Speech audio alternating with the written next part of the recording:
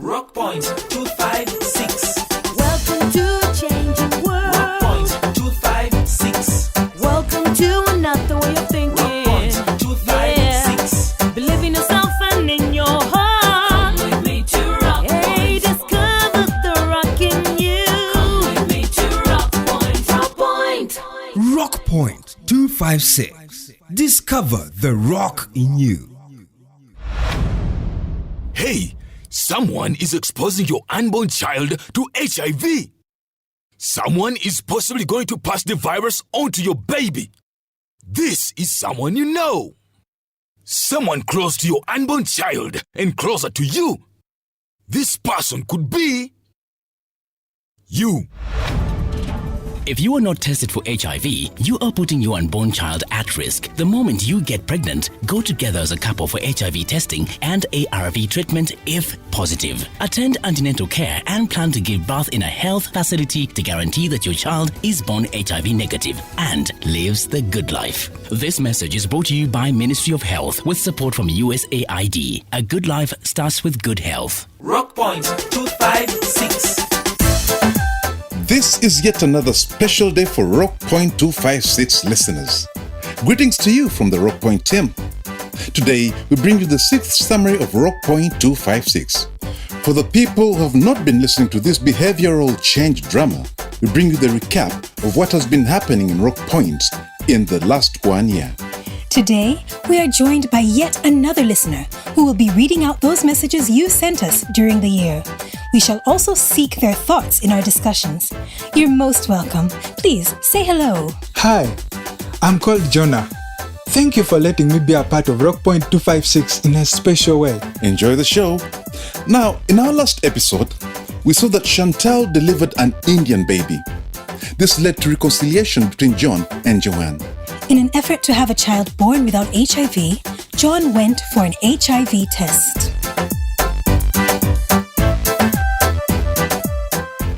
John, your test results show that you have HIV. I knew it. I knew I would turn out to be HIV positive.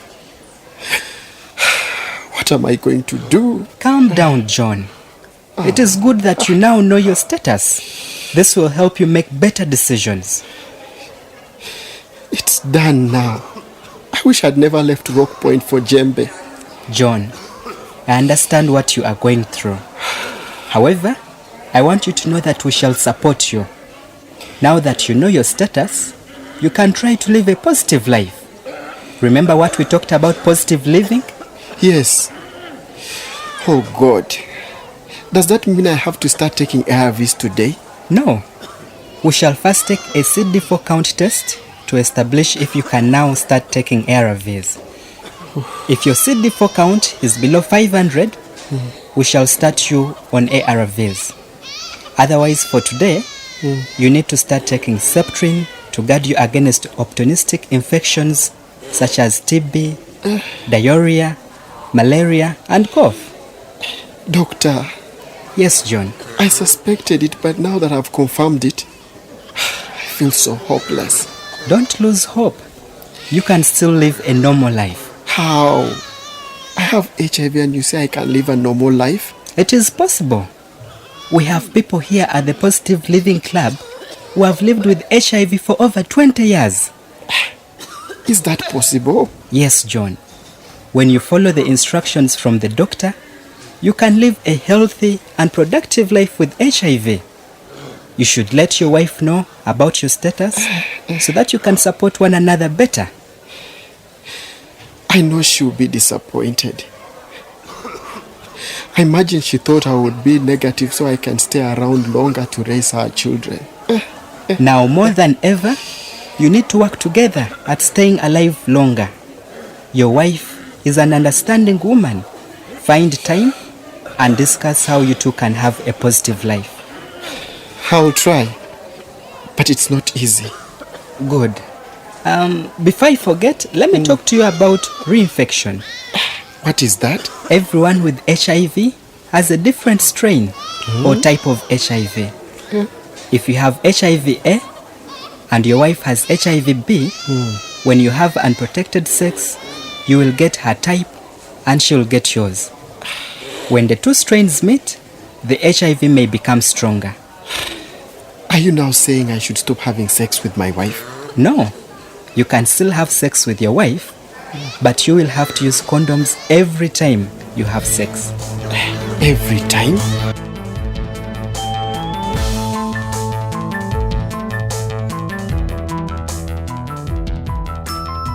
It's a tough moment for John. I wonder how he'll cope with the situation. Very few married people feel comfortable having sex using condoms. When you are left without an option, you have to comply. I know, but that is one thing that calls for discipline and a high level of commitment from both partners. What did our listeners have to say about this? Opige Richard says, I think John shouldn't worry about how long he'll be taking his ARV drugs because day by day makes a week, and week by week makes a month, and month by month makes a year, and year by year. Thanks, Richard. Hope John will take your advice and join the Positive Living Club. Meanwhile, it's been weeks ever since Shantal gave birth to her baby. Prior to delivery, it was discovered that Shantal too had HIV. Unfortunately, she did not go for antenatal care during her pregnancy. She thought it was not necessary since she was not sick. Even after delivery, Shantal did not follow the advice of her doctors on how to take care of herself and the baby. 6 weeks later, Chantal's baby was tested and found to be HIV positive. She attacked John, accusing him of infecting her and baby with HIV. John denied responsibility since the baby wasn't his. He told her to look for somebody else to blame and chased her away. John and Joan continued to follow the advice of the doctors to ensure that their baby was born HIV-free. At the health center, the ARVs are out of stock. They got worried.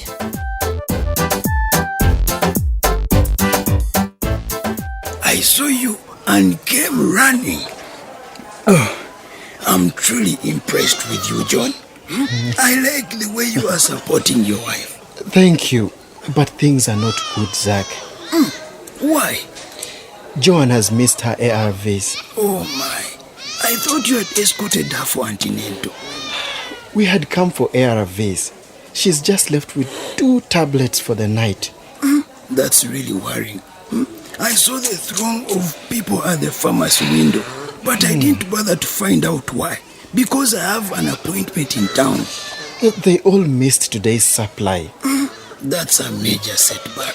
It's because we were doing everything in the book to guarantee a healthy baby. Now this. I heard that the drug van broke down last week on its way here. But I thought that had already been sorted. Some are lucky that drugs will last till next week. I think Matali distributes drugs on the same day as rockpoint. And their patients are few. Do you think I might find drugs there? I think you will. All you need is a reference note about the kinds of drugs you take. Where will I get that? Just go to Dr. Ian and tell him your drugs are completely finished. And that Zach told you to try Matter. Okay. You need to hurry before he goes for his ward round. John, please, quick. Hurry and see Dr. Ian. I am afraid you might need to see him yourself, Joan. Really? Yes. He might want to know a detail that John cannot give. Hold my back, John. Let me hurry there.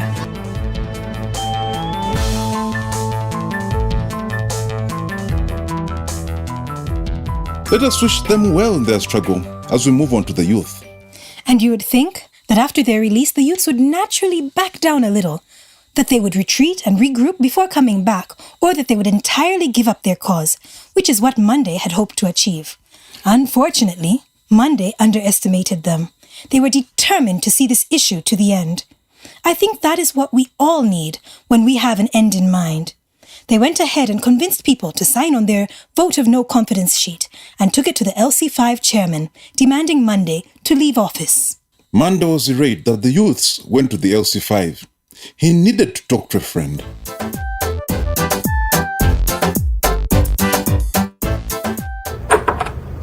Okello, come in and close the door. What is the problem, Andy? It's bad news and very disturbing. Huh? What has happened? What do you know about these young people running off to Matali to tell stories to the LC5 chairperson? Huh? I don't know what you're talking about. Well, you are speaker on the council, Kelo. You should know these things. This is your business. I know nothing about anybody going to see the LC5 chairman in Matari. What for? To unseat me. They carried a stupid petition to the LC5 chairperson, hoping that he will throw me out of office. What? Can you imagine, Okelo? Do they know who I am? Do they know the person they are trying to deal with here? Ah, which young people? I thought you knew. And if you don't, why don't you know? It's nobody from council. How about your son, Okelo? Is your son Kenneth not one of the instigators? I heard that there is a public protest brewing. And your son Kenneth is with them. Are you saying that Kenneth went to speak to the LC5 chairman in Matari? I'm not saying that. But you could have sent those Ophonos and the rest of them to cause trouble. And there is so much trouble now that the LC5 chairman has the cheek to come to me and tell me to deal with it. I don't know what to say. No, that much is to be expected. Because when it comes down to it, this LC5 chairman wants to hang me out to dry. The chairman? Really? Yes! After all I've done for this community. But what really bothers me, Okelo, is that my own fellow councillors, like you, stand there and do nothing about it. I knew nothing about it. How must I respond to something I know nothing about? Oh, please. Why don't you know? You are speaker of the council. You are responsible just as much as I am for everything that happens here in Rockpoint. And now that there is a threat to unseat me without reference to the constitution, you act as if you are blind and deaf and know nothing. Mande, this is too much. Are you suggesting... I am not suggesting anything. But I wonder if you have an interest in seeing me removed. How many times must I tell you? I had no idea about all of this. The problems in Rockpoint are because the LC5 never takes an interest in Rockpoint.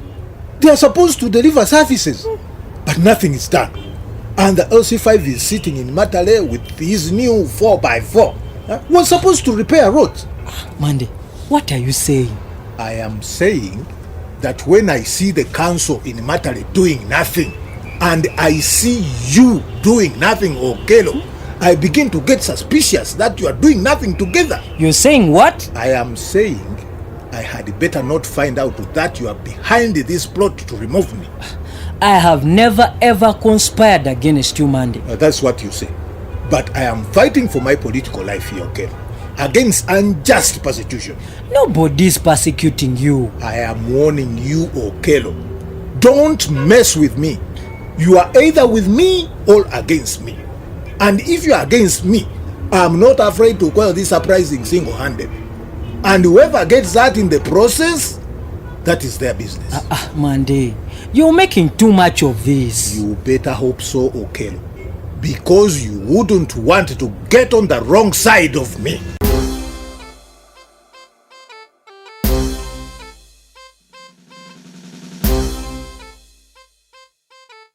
From Matari, the youth were advised to change their strategy if they wanted Monday out of office. They talked to Kenneth and assigned him the responsibility of convincing 3/4 of the councillors to sign a vote of no confidence against Monday. When this news got to Monday...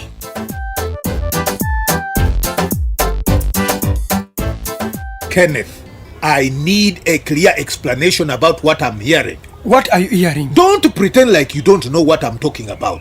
I know that you, as the youth council, have been going around getting grassroots support to have me thrown out of office. Man. Kenneth, you have been misguided by some of your friends that you represent. Chairman, I represent the people. It looks like you represent a small group of young people who are intending to cause trouble. Are you really going to side with the troublemakers like Ofono and Blasio, the rabble? These are my constituents, and I have to listen to their grievances. Grievances? You have been misguided. You should watch your back, because these young rabble rousers will only bring Rockpoint to grief. That's not what you think, Mandy. Are you so blind that you cannot see? What do those young people know? Kenneth, what an elder like me can see while sitting down, a young person can never see even when he stands on the tallest tree in Rockpoint. But you see, sir, I am just reflecting the views of people. You are ganging up with the troublemakers who want to throw me out of office. For what? For not calling council meetings over 5 months. If you knew what is good for you, you will keep your mouth shut. Take that. What is it? It is something small for you to make you see sense. Are you trying to bribe me? Don't be so naive. I know what this is about. People are jealous of me because I know how to do business. Money is nothing to me. And for people who are prepared to help keep stability and calm in Rock Point, there should be some incentive. I'm sorry, I will not take it. Damn it. This is a peace offer, Kenneth. Are you rejecting the hand of peace? I'm not comfortable with this. Listen to me, Kenneth. If you know what is good for you, you will take this offer of peace and get the hell out of here before you leave to regret it. I can't accept it. I can't. Sorry. Someone gives you money and you refuse?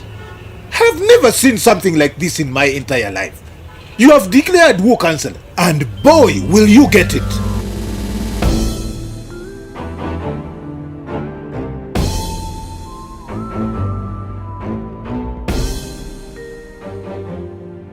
When Monday realized that he would easily be thrown out of office, he used his power to intimidate the councillors. Kenneth went to the youths to tell them that he had hit a snag.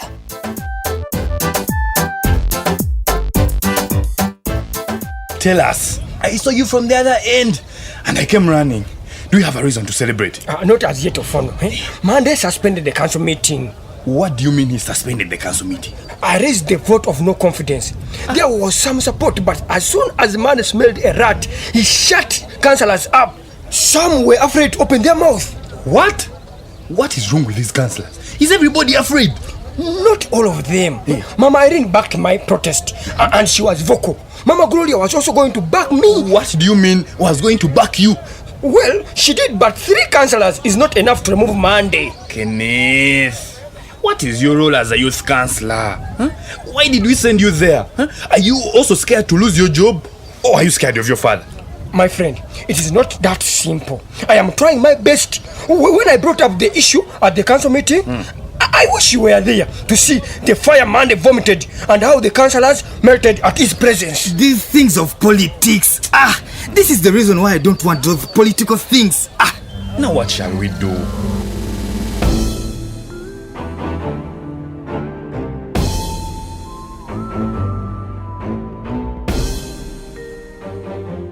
Monday, in an attempt to lure the youth to himself, took his car to Ofono's washing bay.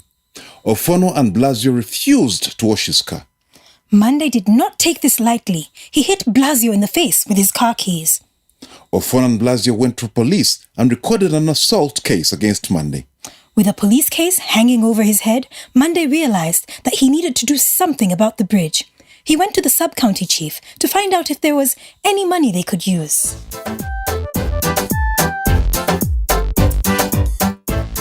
Not anymore. The people of Rock Point can lynch me if they get an opportunity. And why would they lynch you? They are up in arms against me. I am really stressed. You're blabbering, Monday. What is it exactly? Chief, things in Rock Point are going in a direction I had never anticipated. What is it, Monday? What is it? I have assault charges leveled against me. People want the bridge repaired. The market people are on the verge of rioting because of a pit latrine. The council is divided. One more thing and I'll be lynched. Don't say that. Just tell me how I can help. I would sure do with some help. In which way? Do you think you can find some money to repair the bridge? But where do you think I can find such money? Isn't there something on the budget that we can put on hold? I doubt that. I was really counting on you, Chief. I need to do at least one thing to ease the pressure off my plate. But did you not keep aside just a small part of the bridge money in case of emergency? You ate everything. Come on. This is no time for the blame game. So what are you going to do? I don't know. I seriously need a quick solution. You can't imagine that even boys whom I saw running around naked just yesterday are now insulting me to my face. Now, that is serious, I'll lose the elections if I do not do anything about this. Are they making opposition? Yes! Can you imagine? Opposing me, of all people? I can hardly imagine, Chairman. Now where can I turn to get that money, Chief? I don't know what my people are coming to. Okay then, pray for me. Please, Chief.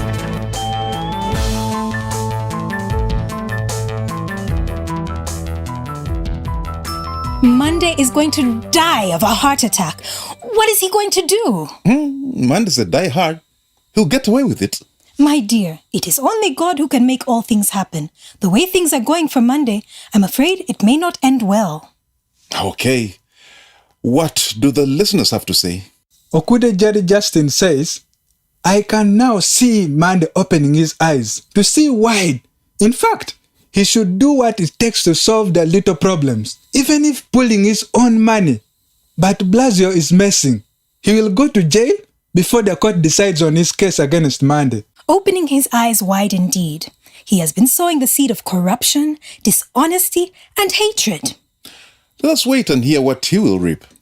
By the way, if you feel like you have something to share with us after listening to Rockpoint 256, please type the word CDFU on your phone, leave a space, type your comment or question, and send to 8888. Aha! I'm interested in what's happening in the life of the family of Steve. Okay. Then just remind us about what happened to them in the last episodes. In the last episode, Steve was very happy to learn that his daughter Joy was steadily improving in school. She could perfectly name the parts of a shirt. And now...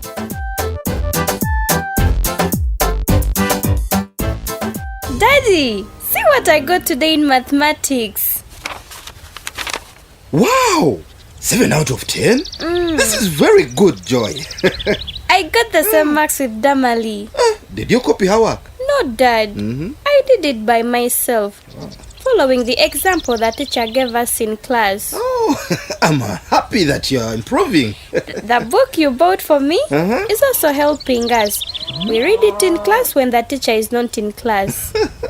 What is the excitement about? Come and see Joy's book.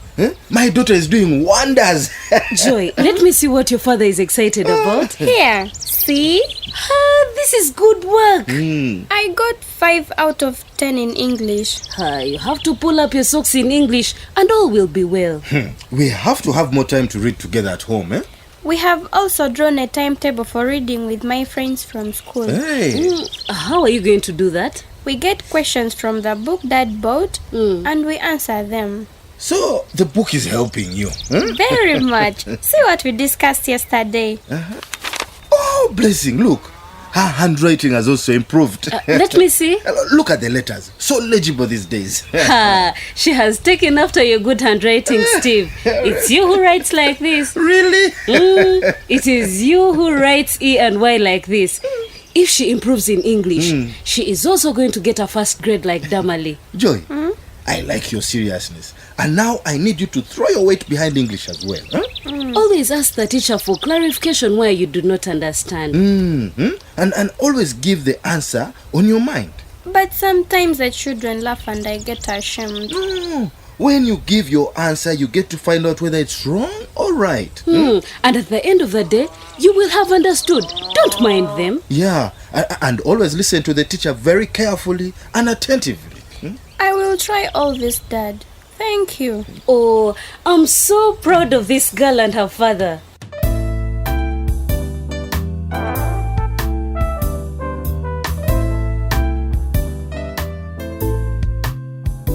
You can't imagine what showing an interest in a child's education can do. Do you see how far Steve and Joy are going? I just hope Deo can borrow a leaf from Steve. That one I doubt. But at least Damali has her mother Peace, who's determined to see to it that her daughters go to school. Let us have the feedback from the community. Wester says, when it comes to child rearing, Steve is my role model. I love the way he gives his children the attention they deserve. That way, the children will grow up into responsible citizens that our beloved country Uganda needs. Thanks, Wester. In case you're wondering how you can send your views to us, we have a Facebook page and group. Like our page and comment or ask questions. For lengthier discussions, call our toll-free number 0800 200 600 and speak with one of our counselors. Okay, who is your role model? I love Peace. She is my role model because she does whatever it takes to make sure her daughter studies, even when Dale is just waiting for dowry from her. She is a powerful woman. No one can doubt her. She's even starting to pose some critical question.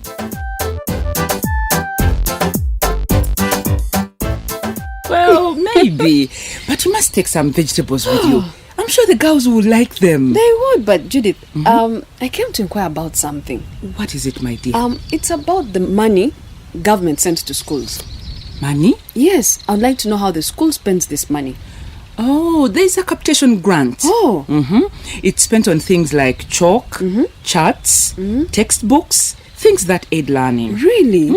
But it's very small. The school receives only 7,000 for each child. The children are supposed to get 7,000 shillings? No, the school gets that money based on the number of children at the school. And it's 7,000 a child for the whole year. For a year? No wonder they can't get money to fix the latrine. I know, it's very small. I sit on the school management committee, and every year it's the same way the grant is spent. But then when the latrine is broken, it is us, the parents, who are forced to pay.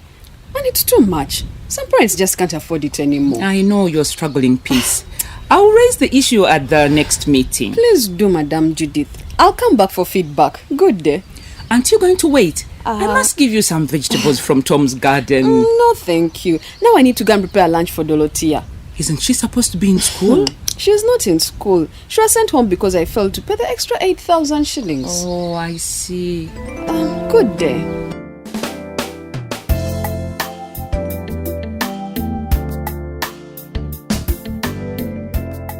Did Judith help Peace find a solution to her problems? Find out in our next summary at the same time on the same station.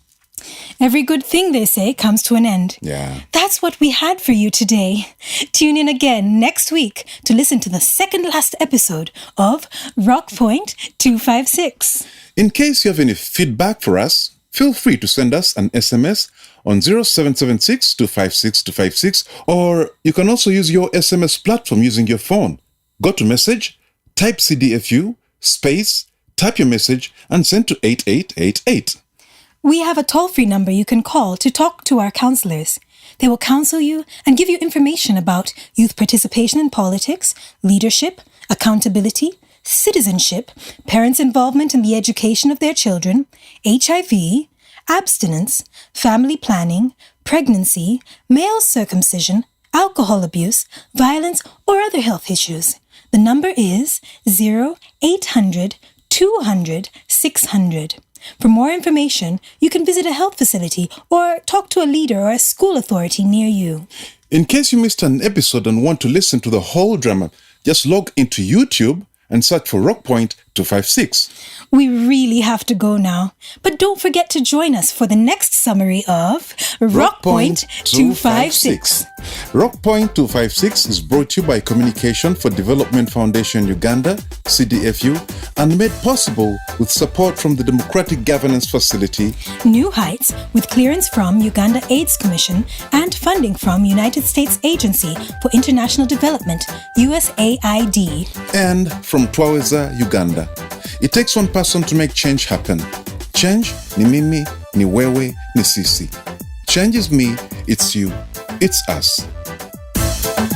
Uganda has the youngest population in the world, with 77% of Uganda's population being under the age of 30. This should then ensure you, the youth, are involved in every part of society. That is one way you can hold your local leaders accountable. Do you know the government programs for your area? Has your LC3 told you about them? Do you know that your area member of parliament is supposed to follow up on the implementation of these government programs? Do you know that your area member of parliament is supposed to work with the LC leaders to review the government program as provided by Section 10 of the Local Government Act? Listen to Rockpoint 256 and learn more about what the Constitution says about this.